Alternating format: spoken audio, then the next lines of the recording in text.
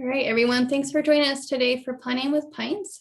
We have Chris Bassett from Bonner Community Housing Agency with us tonight. And just a quick reminder, our Planning with Pints and Voices in Planning will be going to quarterly. And for those of you that don't know me, I'm Elizabeth Allen. I'm the Education Outreach Chair for the Idaho Chapter APA. And with that, I will hand it over to you, Chris. Thank you. Awesome. Thank you. It was a real honor to be asked to speak. My friend Aaron Qualls and I have worked on projects when he was a city planner here in Sandpoint, Idaho. We've done a lot of work on what are some solutions that we can come up with to deal with the housing crisis that everyone across the board is dealing with, hands down. And I immediately thought, one of the models that many of us might be aware of, but might not fully understand how it works, is this community land trust model. So I thought I would take some time to talk about community land trust that can be done using different federal subsidy resources, as well as finding ways to work with local employers who own land, people who are desperate for workforce housing. The community land trust can be one of the best ways to open the door for people that you want to keep housed near you, to keep them there. For us, I live in Sandpoint, Idaho. Most of you would be familiar with our location. We're a little bit of a resort town. It is a gorgeous place to live. It's a pinch myself city. We sit on the dock and at one of these restaurants and stare at the lake and go, oh, this is where I live. Okay. It's just one of those fabulous places to live. And yet what we have seen, I moved here 15 years ago. And what we've seen in that course of time is, of course, prices not only double, but more than double in 15 years for house prices. And in certain pricing ranges, triple, especially in our lower income housing, where it's just not feasible or affordable to purchase for people who make different levels of income. So I work with Bonner Community Housing Agency. It's a local nonprofit that was established in 2007 in order to help originally to help employers create creative solutions to this housing problem that we were facing back in 2007. So for the last 14 years, I've been working with the organization to help create different options on dealing with this local housing issue. And we use local housing instead of affordable housing where we're at, because it's the locals that live at Walmart, that work at, that they don't live at Walmart, they work at Walmart, that have lived here a long time, and they work at Lighthouse Foods or one of the airplane manufacturers here, and they're making less than the area median income, and they cannot buy here. There's just not a possible way for them to buy here. So we're going to talk about what is affordability. As all of you know, everybody defines it differently, but I'm going to use HUD as kind of a benchmark for what we consider affordability. And then we're going to talk about this concept of obstacles, right? The obstacles to developing local housing or affordable housing in our communities. And then what are some of the things that we can do to be creative and partner the private public partnerships that I think we're really desperate for right now to solve the problems at hand. And we've got some creative solutions that have been done all over the world, all over the nation. There's some very productive and successful land trusts in our region here in the Northwest that I think we can, take some cues from as well. So with that, I'm going to jump into the next page here. Let's see if I can get that. Of course, we said, hey, what is affordable housing? HUD considers those who make less than 80% of the area's median income as what they call a targeted population. People who make less than 80% have zero, most of them don't have any relevant chance of buying a home in our current market. And I'll explain what that looks like. For Bonner County, okay, so when we look at income over the state of Idaho, median income, we'll do a comparison for Bonner County versus the state of Idaho, but I just know my area, right? That's all I can really talk about. But I know that we're I think this year we're the third high. We've always been in kind of the second or third highest income um, you know, area, just because we just have a lot of, higher income. But household size of 80% in Bonner, and both Bonner and Boundary County, in 2021. This is by household. So if you look, you see a 4-person household, um, makes, right here, makes $51,600. Okay. That's a 4-person, and that is 80% of the area median income. Okay. And then, the reason why we prorate it based on household size is because that's how HUD does it, right? So HUD, when they look at incomes, they look at it based on how many people are in the household. If we look in, actually, that's 2019 average monthly earners of workers in 2019, which is the last census data that we have to pull off of. Bonner County made $4,188, and the state of Idaho $4,649. So what's interesting about this is that Bonner County has a lower income, but our actual, affordability is lower, right? Because the income is lower. So a 30% of the mortgage at a current 3.25% with private mortgage insurance would be $210,000 of what you could, afford to buy. In the state of Idaho, it's $236,500. The median value in 2019 was 254,200. That left a gap of 34,000 affordability gap. Well, in our current MLS here, 2021 in Sandpoint, Idaho, the median sales price in Sandpoint is $389,000. So we just jumped in 2 years from 254,000 to $389,000. And we are seeing this huge domestic migration happening. I think we're all aware of that, that Idaho is the hot spot, along with Texas, Florida, Tennessee. Idaho is having just a huge influx of people from out of town. Well, what that does for us in a resort community, and I know it's happening across the state, but we saw a $179,000 increase in the median sales price from 2019 as of today. Well, this now, it's not like, oh yeah, it's moving in the wrong direction. Now it's just out of sight. It's just like that thing has left the building. It is gone. Okay. So, and again, this is what I'm pulling off of 2019 data. And whenever we talk about this affordability gap that we have, we always look at what are the obstacles. And I know that every municipality has different rules, right? Every city has its own, unique characteristics. It has its own, comprehensive plan. It has all of these different things that you guys have spent a lot of time putting together to do your best to, maintain the culture of the community, to maintain the style, to maintain the space, whatever those things are. And what we're finding is that oftentimes we will have, situations. I know this is what we've dealt with up here, situations where there's, density restrictions because the cost of the land is not going down. The more dense you make it, obviously, this, the more dense you make it, the lower the price can go, because one of the unmovable prices in construction, even though the cost of wood has gone up, so hopefully it'll come back down. But the land usually doesn't move that much. At least up here, it just doesn't. It's only really gone up. So density is really a key, for us. And so sometimes there's density restrictions in communities that actually prevent affordable housing. And then, how the different permits, fees, impact fees, the user facility fees, a lot of those things really they're imperative, right? I'm not a naysayer against fees. They definitely play their part. I know some people just think we should never have them. Well, you also have all these services that you need to pay for with growth. Totally understand that.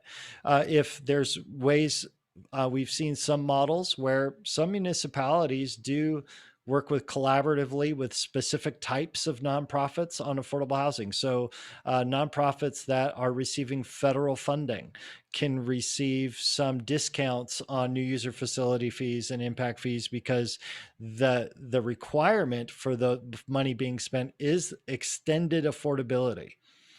So, for example, with Idaho Housing and Finance Association, um, if you use some of the HUD funds through the home program or through the neighborhood stabilization plan, some of those are program. Some of those have what they call a period of affordability, where you're required to build and it is required to maintain affordable for a certain period of time. So, if a whether it's through a resale restriction, which most, we'll talk about that a little bit, but most programs don't have resale restrictions on them. But it does provide a period of affordability in order for the subsidy to go into the unit. Then perhaps you can take off some of the added expenses or work collaboratively with those nonprofits in order to bring some discounts into the picture. That's a great idea. It's one that I really like. One of the biggest obstacles we see, of course, is NIMBY, right? Not in my backyard. Generally, this is just a lack of understanding. A lot of people that move up here, I'll just be really blunt. People who move to Sandpoint from California assume that affordable housing means a housing track project, some form of imposed housing restrictions that are familiar in California, but are not familiar here. So there's usually a lack of understanding. And then also, one of the big other community obstacles that I see is what I call low confidence renters. Okay, these are people that when they were landlords, because one of the affordable housing crises that we have is in rentals. And so when we have the landlords have no confidence that the renters are going to take care of their property, and they have bad experiences with that, they no longer want to rent it. They'll sell it to the second or third homeowner for the money instead of maintaining it as an affordable housing unit. And so sometimes we need to work with landowners and landlords to say, hey, there's ways to educate renters. And my goal up here has always been to take people who are renters and make them buyers. And so that requires some education on budgeting, credit, all that kind of stuff. And and I think every community in the state of Idaho has a Finally Home class that is provided through the Idaho's partner in homebuyer education through IHFA. And that provides great education to move people out of rentals and into, I've had the joy of teaching that class for over 10 years and having seen lots of people that never thought they could buy finally get to buy, and they left their rentals in a better shape than when they left them, and that maintains that affordable housing stock there. And of course, everybody's got to deal with location with real estate. This is the biggest thing there. Bonner County is the oldest county in Idaho. We've got the oldest demographic in Idaho because more people are moving to Sandpoint and Bonner County to retire than anywhere else in the state. And this is all wealthy people, second and third homeowners. If we go back real quick, you remember this. Bonner County's $4,188, and yet our home prices are $389,000. It doesn't make sense. But what makes sense is that retirement income isn't scaled in the Department of Labor because it's passive income through long-term investments. It's not earned income. And so in a retirement community, our median incomes drop dramatically the more wealth that comes into our community. And so that's a problem there as far as how do we handle that, continually lowering that median income and our prices continuing to skyrocket. So those are some unique obstacles for us here in Bonner County. One of the things I want to talk about is, as planners, you might have some key stakeholder employers in your area. I think everybody does. Usually it's school districts, right? You've got your hospitals. You will have large manufacturing facilities that are likely in your area that, I mean, even up here in a nice little resort town, we've got manufacturing facilities that own a lot of land. And so There's some different things that they can do. Some of the simple things, obviously, pay for home buyer education, provide down payment and closing cost assistance, and then partner with local nonprofit housing organizations like BCHA or whatever there is there in your neck of the woods. Community frameworks is a big one in some communities. I think St. Vincent de Paul is another one, like in the Coeur d'Alene area. That's a local large nonprofit housing organization. They do it. They do a lot, but they do housing. So employers can partner with some of those organizations to try to create solutions. But now we come to kind of the meat of what I want to talk about, and that is they can utilize land and funding for what we call a community land trust. And if you're not familiar with the community land trust model, it involves a ground lease. It is a condominium style purchase, and there are resale restrictions that are put on the property. We fell in love with the community land trust model right from the very beginning because it serves a local population and it maintains lower resale value forever. Forever. It's not like it just disappears after the next sale, which almost everything that Idaho housing does is a one-time stimulus into the market. And then after that, when the house is sold, that, if they came in, like say they get a reduced price on a house, where, up here, say it's worth 350, but we can sell it to them for 275. They walk in the door with $75,000 in equity, and they could sell it next year and keep the $75,000 equity and move on. It doesn't keep that affordable long-term. And so the community land trust does. With that, I'm just going to swap over real quick to this. Do you see that? Did that come up? I think we're still seeing the slide you just had. Okay, great. So I'm going to stop that, and then I'm going to share this guy. Oh, no, I almost shared the same thing again. That would have been hilarious. Okay. So I just want to talk about some of the hows of, and this is something that I asked Elizabeth, I sent to Elizabeth. She can email everybody this PDF. And it's, how does a CLT home ownership work? Well, we start with a simple premise that a buyer purchases a home, but they don't buy the land. The land goes into a trust. So we remove the value of the land from the purchase. It makes it more affordable for the buyer. The land is then owned by the land trust, which is a nonprofit organization. One of the things that we do at BCHA is if somebody wants to start a land trust, because we have some expertise in it, we will come alongside them and manage the nonprofit side for them. Okay, so we'll manage that. And then in that way, the nonprofit board is usually made up of a couple of people who live in the community. Maybe if you had some stakeholders that donated the land, they would have a say in what's going to happen with the trust. You would make up a really collaborative board of the stakeholders in that property. So it's not just people who are like just off the street or from the Chamber of Commerce. These are people that are actively involved in the land. Okay, and then as we go follow the circle around, and I'll so that's what that looks like. But I'm blowing it up so we can read it together. It is put on a 99-year ground lease, and it is signed between the community land trust and the homeowner. The ground lease, it really tells people, here's all the responsibilities that you have as an owner to maintain your property. The says here's how much the ground lease is, which is usually like 65 or 80 bucks a month that people pay to lease the land. And then here's the resale formula. When you want to sell it, you will make money, not as much as on the market, because we've got a resale restriction to maintain the lower value. And then the resale formula keeps the home affordable.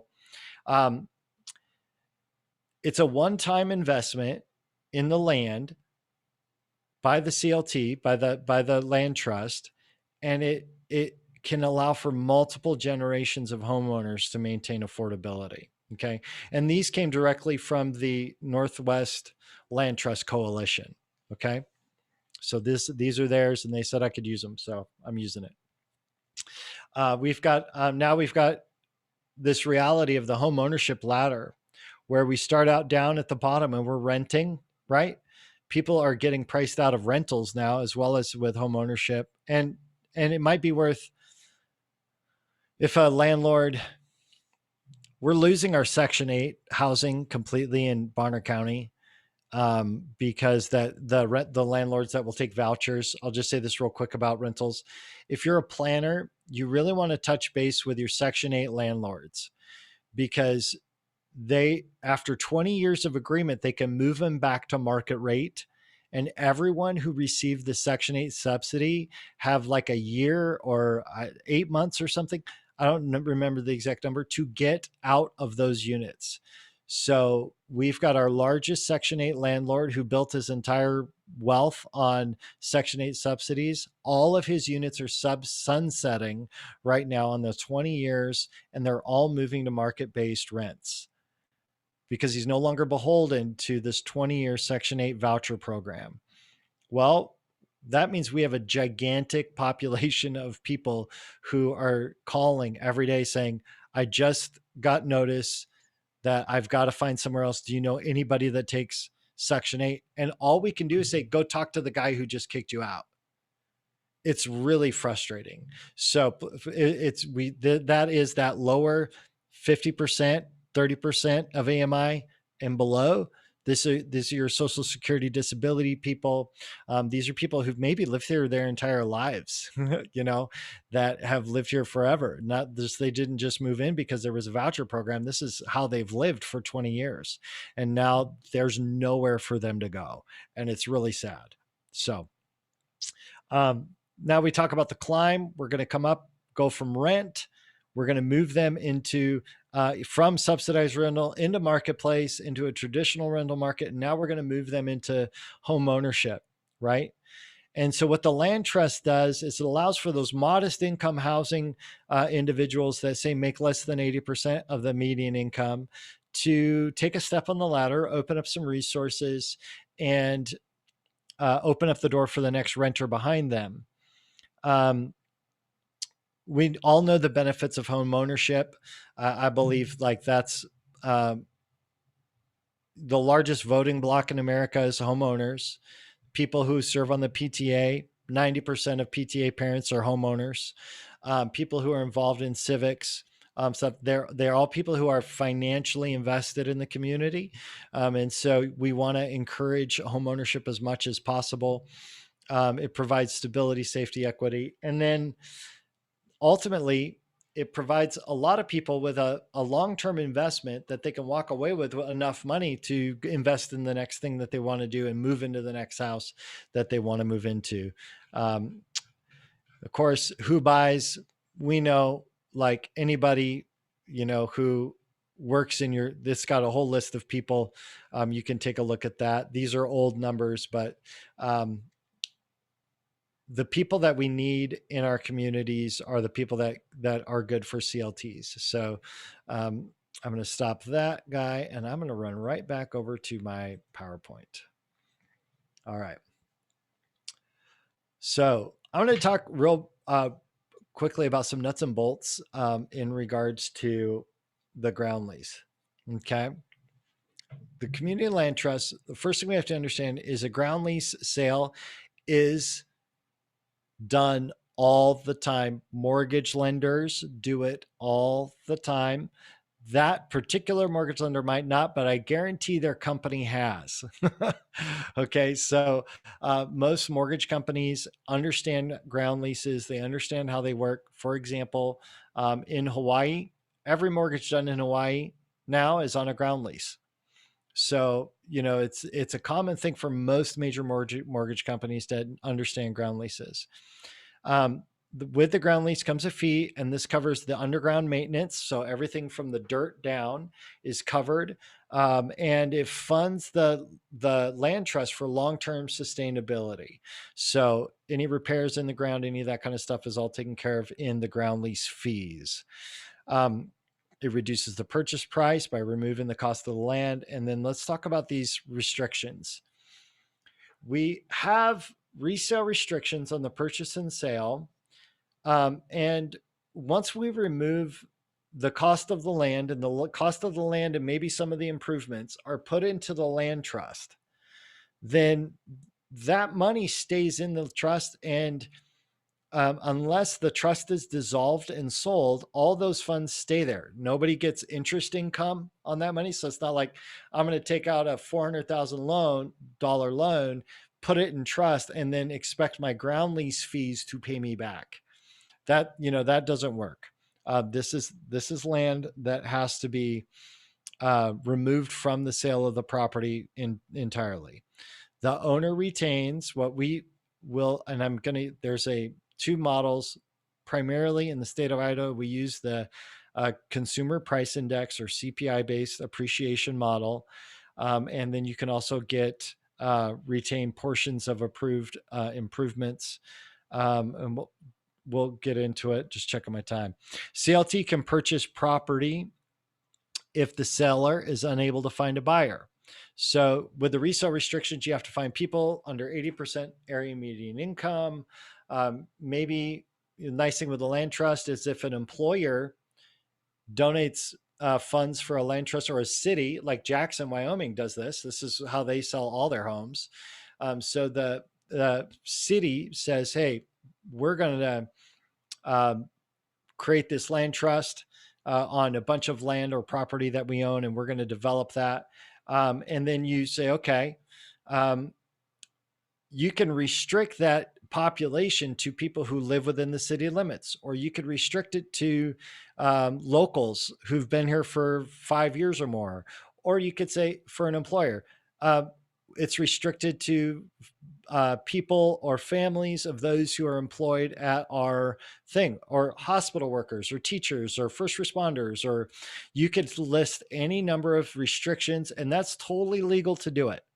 You cannot say gender, the basic areas of discrimination. You're not allowed to do that, but you can restrict it to the employer, location, time, any of those other things. As long as it's not violating one of those other discriminatory practices, you can restrict the sale.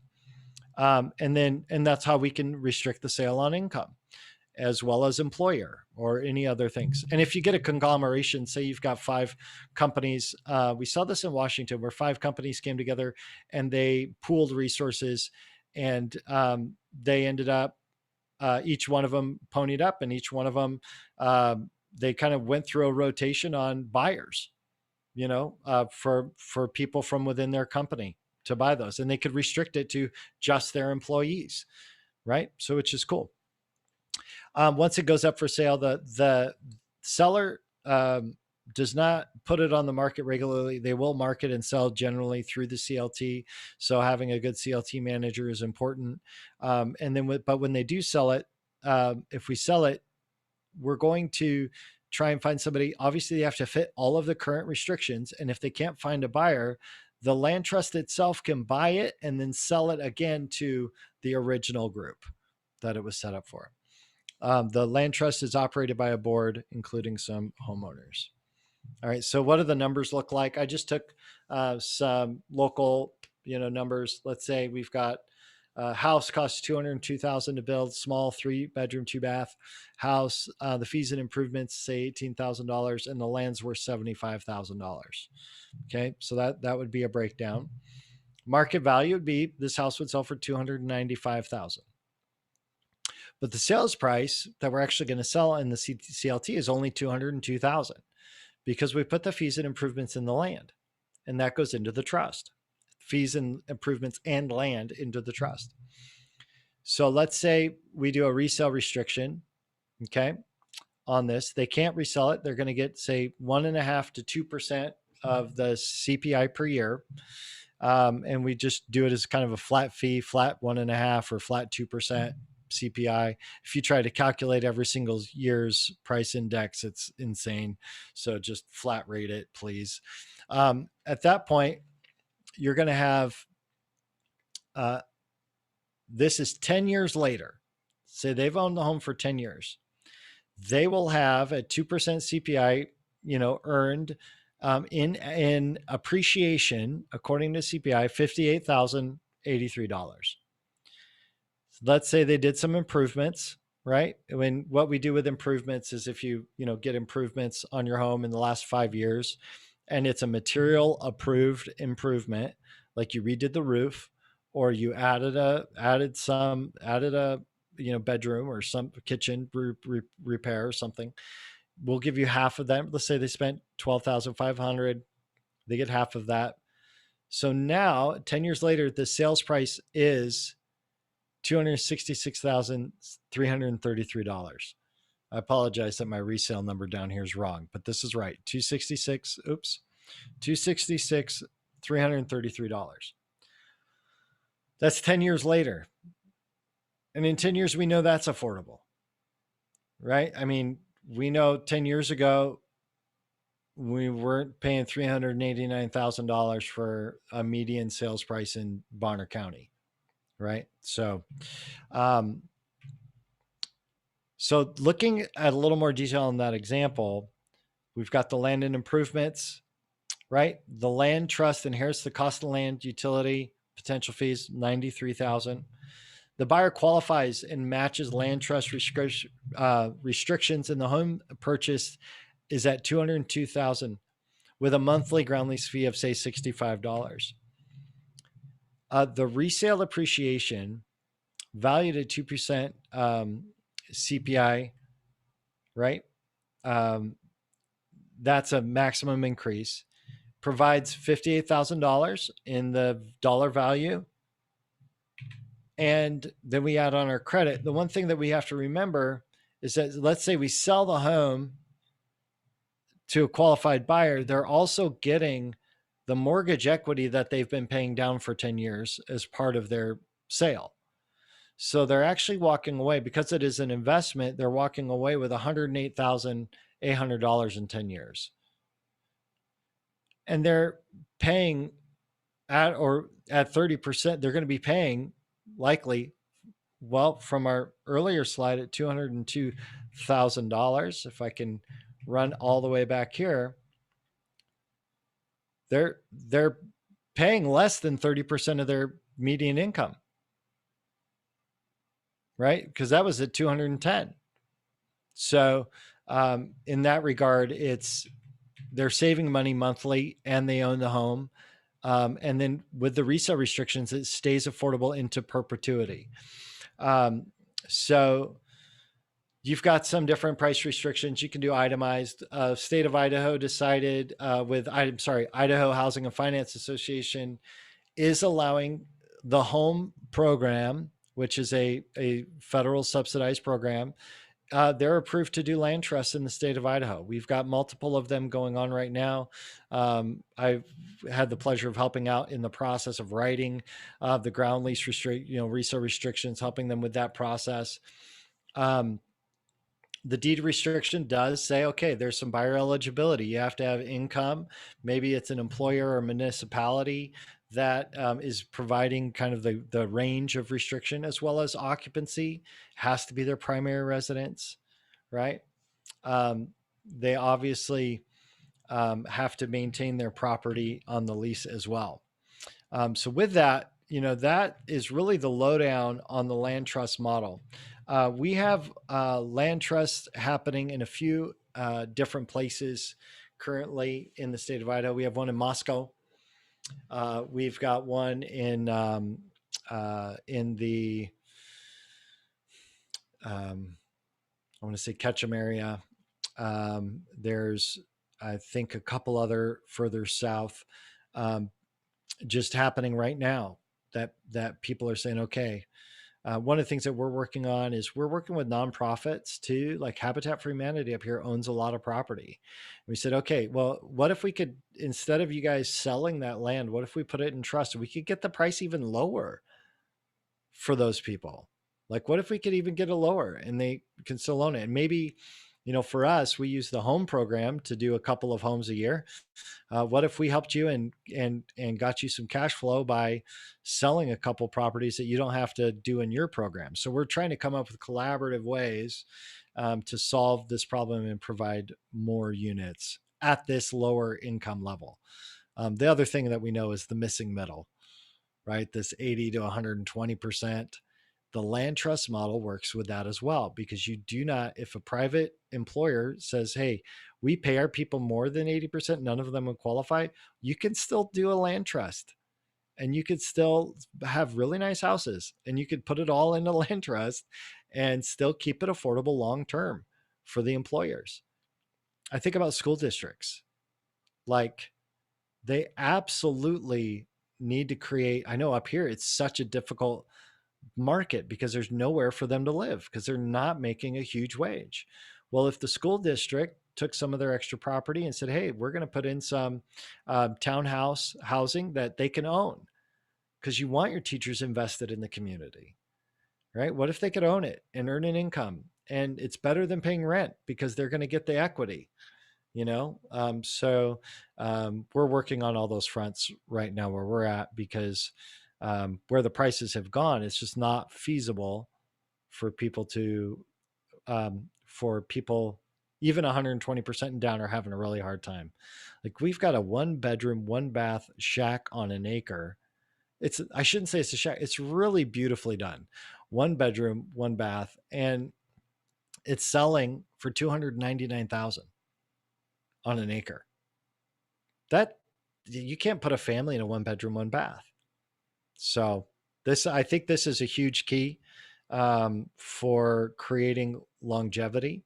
The nice thing about the private property right centrality of Idaho, right? I mean, there is a central theme in the state of Idaho of private property rights. The Community Land Trust is not a state organization. It is a private nonprofit that someone put land in order for you to be able to buy your home. Everything from the ground up is all yours. You know, you've got basically like an HOA with the land, with the ground lease that says, yeah, if you want to build a shop, you need to get an approval because it's got to better the value, right? So there's some accountability, which some people don't like, but I think with the affordability, I think people will be happy to have that. So there's the meat of that. Anything that's you feel like I went over too fast or that you want to recover or look at, Elizabeth? I don't think so. You covered it really well, and it was easy for me to understand. Oh, that's awesome. I'm not super familiar with land trust yet, so Yeah. Yeah. I think people get weirded out because of the ground lease and because the land, they won't own the land. You know, like, what do we do if we don't own the land? You know, and when you start looking at the numbers, well, where are you going to own the land? And if you really want to live here, then own your home, Mhm. right? And then be on the board of the land trust so you can help make those decisions. Get involved, right? It's a call to a little more um, community. Right, yeah, which we Yeah. all need, I think. Yeah. One thing I wondered about was the people who buy a house in the land trust, Hmm. if they were to lose their income or have something happen, is there anything in place to like assist them, or they kind of just, might have to sell? No, actually, you know what's interesting? There's some more smaller scale, like lots of units, but it's smaller scale in Washington, kind of in the Seattle area, where they have done more cottage housing on a community land trust. And what they have found is that because people are paying their ground lease fees, if people miss, they'd rather people make their mortgage payment than the ground lease fee. And when you have a community like that, they've been able to pitch in with each other to help each other out to make it work so that they didn't lose their home. The other thing to keep in mind is that since it's on the ground lease, if somebody gets behind in their mortgage or they're having a difficult time, the CLT could buy it back from them and Mhm. even rent it to them for a season. Okay. So there's a lot of options available. It's based on how the actual land trust itself is written and then how it's managed. You know, like what are some of the managing principles of how do we handle defaults, all that kind of stuff. So um, like I said, the Northwest Community Land Trust Coalition is spearheading a lot of advocacy as well as education on land trusts. Kim Klosky is the gal who's their kind of head spokesperson. And I'll send you an email with her information, Elizabeth, so you can have that. We became members of the coalition, and um, they offer trainings. They'll come to you if you're, like we did a big training in Moscow when we opened up the land trust down there. They did a big training, so we drove down, and I brought a title, I brought a realtor, I brought a lender with me, and we drove down and we sat in because I wanted a team there that understood it well. So I think, as planners, you have people in your network that need to, like, if you're sitting on a 20-acre parcel that you're thinking, gosh, do we sell this thing? I think that happened. Like, okay, what do we do with this? Because we can either sell it, we can park it, turn it into a park. We could do a lot of different things with it. Well, with the current crisis, maybe you consider putting it into a trust, and then work on some private investment or getting a developer involved, but knowing that they're not going to buy the land, they're going to develop the housing, and we're going to sell it, the house, for the price of the house. Mhm. Right. And just cut out that whole cost of the land. And then you can restrict the resale to people who are core occupations that you want to keep in your community: teachers, Mhm. healthcare, first responders. You could even, like, employees, less than 80%. You can put a bunch of different restrictions on it and make it happen. And in a lot of communities, these are selling extremely fast because it's so much less expensive, and you do own your home. Mhm. I know there's I worked up in Hayden before I Hmm. moved down south, and the school district had a property that I think they eventually wanted to use for a school site, but it's not feasible, so they're just sitting on it. And I think they were going to sell it to a developer, but if they did something like this, then They and could solve a lot of problems for those teachers. yeah.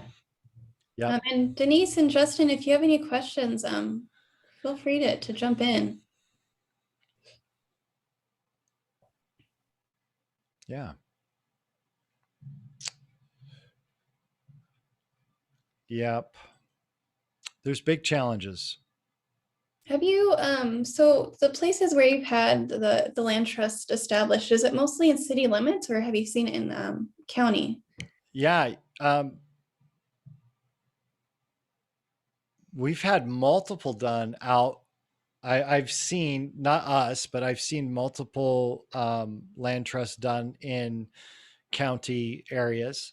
And really, it depends on, obviously, what the planning and zoning's established for density, because if you're going to establish a land trust as a group of homes, you obviously want to be able to allow the density, and you got to deal with infrastructure and all that kind of stuff. So the biggest issue, I think, is always how much does it cost for the infrastructure? Mhm. Because if it's there, it's a lot less expensive. But um,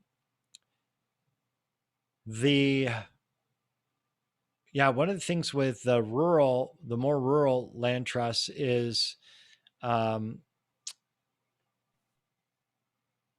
you have to be able to figure out how to put it in a place that's going to allow for the greater density. I Mhm. really think that's the biggest question about in the county. Like up here, most of it's 5, 10, 20 acre parcels, in the more rural areas. So, you get into town, you can get down 5,000 square feet, or, you know, Mhm. um, Denise says, could city owned land be set up as a land trust? Absolutely. Absolutely. They would be a stakeholder in the board of the land trust. So whether it's a city manager or planner, or someone could be on the board of the land trust, and then you would also need to have, a few other people, including some homeowners, on it. But yes, absolutely, the city could set up set up land trusts. We see this happening a lot. Like I mentioned, Jackson, and Jackson Wyoming, their land trust is for teachers and healthcare and first responders. So they actually, whenever a home becomes available, the cities has a housing trust that they will buy the house from the whenever it comes up on market, they buy it first. So they got to set up so that Jackson, they buy the property and then they put the land in trust. So there's a bunch of pockets all over of houses as they come available that are getting sucked up into the trust, and they don't have to be contiguous. They're all over the place, but they're in the trust. And then once they get it in the trust, they actually do like literally the bingo balls where everybody who's in the trust gets a number, and then they pull it out. Okay, here's the number. And if you're available to buy it and you can buy it and you're still around, great, you get to buy the house. Mhm. So that's kind of a trip, thinking about, but that's how they do it in Jackson, so the Mhm. city's actually buying out all the houses and putting them in trust, and Great. then they've got private ownership on top of it. Mhm. And did you say is Sandpoint doing that, or any of the cities up there? No, not currently. Yeah. No, we're looking at it. We've like crisis is the greatest motivator for change, Yeah. right? Like it really is. It's the greatest, like, oh, we have to do something different. And I think everyone's having that moment, when we Mhm. look at, okay, 2 years ago, the median value was 254 and now we're at $389,000. That's pretty significant. That it's like, and the affordability is 210. Hmm. What's affordable is 210. And now we're at 389,000. And so I think a lot of people are shocked at how fast it moved this year. And yet some of us have been screaming from the rooftops, it's gonna happen, like you just were waiting for it, because so I think a lot of the municipalities here and different organizations, like I mentioned, Habitat, it's like now's time when we got to move now, Hmm. because if we don't, what are we going to do? So what do you think's preventing like the cities or these other agencies from jumping on? Infrastructure costs, Yeah, that makes sense. because we're not the ground land trust doesn't pay for the infrastructure. Hmm. Sandpoint's not big enough to get CDBG money. There's other areas that have maybe some different grant resources to provide development resources for infrastructure, but we don't have that here. So that has been a really big challenge for us. Is great. I've got 8 acres and I want to put 49 units on it. All right, and put it in a land trust. Now what? Well, we got to go borrow the money for the infrastructure, right? And we've got to provide a plan. All of it's doable. I think all of it's doable. It's just having the will to go through the process to make it happen. Sure. Yeah, You that's know? tricky. Yeah. Now, say if you're in the county, if there was some land, but they obviously you don't have all the services out there, if they had to be on septic, Hmm. would that be permitted? Absolutely. Okay. Yeah. Yeah. I mean, yeah, if it's on septic, it's just that's part of that. That's going to be maintained. The septic's going to be maintained by the land trust Hmm. because it's in the ground, right? So your sewer laterals, your electrical water lines, all that stuff that's underneath the dirt, all of that's maintained by the land trust. Hmm. But concrete up, it's all homeowner. Okay. It works just like a condominium, where you buy your little condo and you own everything from the walls in, and you pay a homeowners association fee to have the garbage taken out, service the elevator, do all that other stuff. So it operates exactly the same way, except we've got resale restrictions when you sell it. Hmm. Yep. Yeah. Okay. Well, is there any other questions? Are there any last minute things you thought of? You know what? I think I'll just say, I think that there's there has to be it's easy to get bogged down in the day-to-day activities in planning, and the demands on your time are strenuous. So find a partner or an advocate in your community that can help educate, help, um, you know, when you work on a project like you got 20 acres in in the city that you're thinking of, maybe find an advocate that you can work with who can educate, who can do a lot of that. Because when you say, I don't know about you, you say, I'm the city planner, people go, okay, all right, yeah, blah, blah, blah. Like they may not pay attention to what you have to say. So Mhm. find an advocate in your community that can fight the battle a bit for you and is willing to go there, especially when it comes to affordable housing. Because a lot of people in the state of Idaho they don't want the government imposing any of these things. And so that's just a reality. And that's part of the reason why it's big open spaces. And, it's part of the makeup of Idaho.